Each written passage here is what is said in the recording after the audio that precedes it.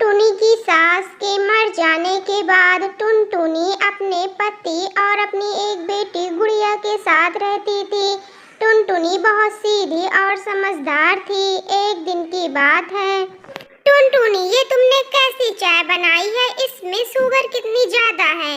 तुम क्या चाहती हो, मैं इतनी शुगर वाली चाय पी के मर जाऊं और तुम आराम से मेरा घर हड़प कर रहो? यही चाहती हो तुम? क्यों टुनटुनी, तुम यही चाहती हो ना? बोल क्यों नहीं रही? आप ये कैसी बातें कर रहे हैं? मैं भला आपको क्यों मारना चाहूंगी? आप मेरे पति हैं और आप मुझे क्यों हर बार ये बोलते हैं कि घर से निकल जाओ? मैं बिल्कुल सही बोल रहा हूँ। तुम्हें इस घर में नहीं रहना है। तुमने बहुत अपनी वाली कर ली है। अब तुम जाओ और अपना ठिकाना खुद ढूंढो। मैंने तुम्हारा बोझ बहुत उठाया। तुम मेरे घर द्वार में नजर लगाई हो। मेरा आपके सिवा कोई नहीं है। मुझे घर से मत निकालिए। मैं यहीं रहूंगी आपके पास, प्लीज। नहीं मम्मी, आप चुप हो जाइए। पापा बहुत जालिम हैं। हम इनके साथ नहीं रहेंगे। हम कहीं और चलकर रह लेंगे अपना कहीं। इसके बाद में टुनटुना टुनटुनी और गुड़िया को घर से निकाल देता है।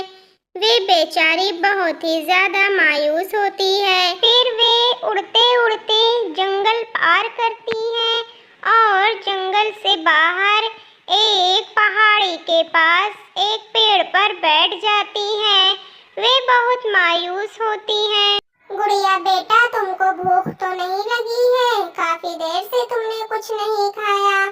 तुम चिंता मत करो, पहले मैं जल्दी से एक घर बना लेती हूँ।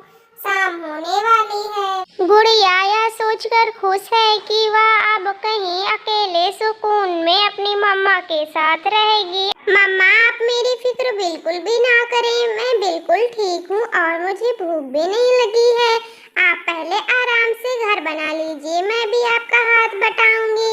अब हम खुशी खुशी यहाँ रहेंगे। बड़ी ही प्यारी जगह है ये मम्मा। हाँ हाँ बेटा, तुम बिल्कुल सही कह रहे हो। मैं जल्दी से घर बनाने का इंतजाम करती हूँ।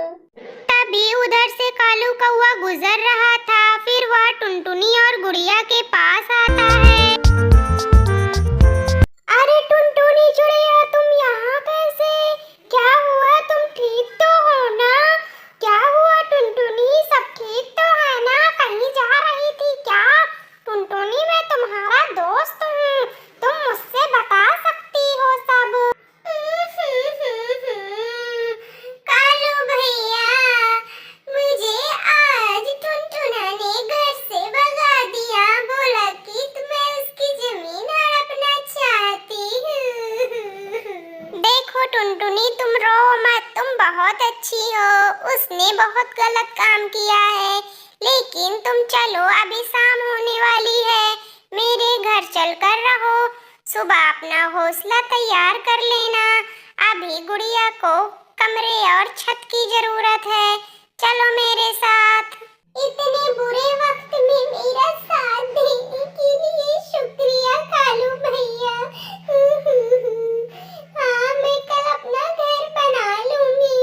आज मैं आपके साथ रहती हूँ। उसके बाद में टुनटुनी गुड़िया कालू के घर चले जाते हैं। कालू के घर में रात गुजारने के बाद टुनटुनी चिड़िया अपना आलीशान घर बना लेती है। सुबह होते ही वह दोनों अपने अच्छे से घर में रहने लगते हैं। उनका घर खुला हुआ और बड़ा ही सुहावना होता है। मौसम कितना सुहावना है ना? मन कर रहा है पकोड़े खाने का।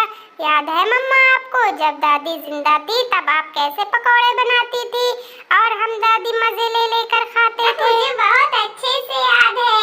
मैं पकोड़े बहुत अच्छे बनाती थी। तुम और तुम्हारी दादी कितने अच्छे से खाते थे। काश माँ जिंदा होती। माँ, हमें खाने के लिए पैसे की जरूरत होगी और मेरे पास एक आइडिया है। आप पकौड़े बनाइएगा और मैं उन पकौड़ों को बाजार में बेच आया करूँगा, जिससे हम बढ़िया मुनाफा कमाएंगे। और आप पकौड़े बड़े ही स्वादिष्ट बनाती हैं, सभी को बेहद पसंद आएंगे। हाँ बेटा, प्लान तो अच्छा है। मैं ऐसा ही करती हूँ। मैं पकौड़े बनाती हूँ और फिर हम दोनों चलकर बाजार में पकौड़े बेचेंगे। टुनटुनी को यह बात बहुत ही ज्यादा पसंद होती है। फिर वह तुरंत पकौड़े बनाना शुरू कर देती है और पकौड़ों को बाजार में लाकर अच्छी कीमतों में बेचना शुरू कर देती है। पकौड़े सारे पक्षियों को बेहद पसंद आते हैं। सभी पक्षी पकौड़े को बहुत ही ज़्यादा पसंद करते हैं।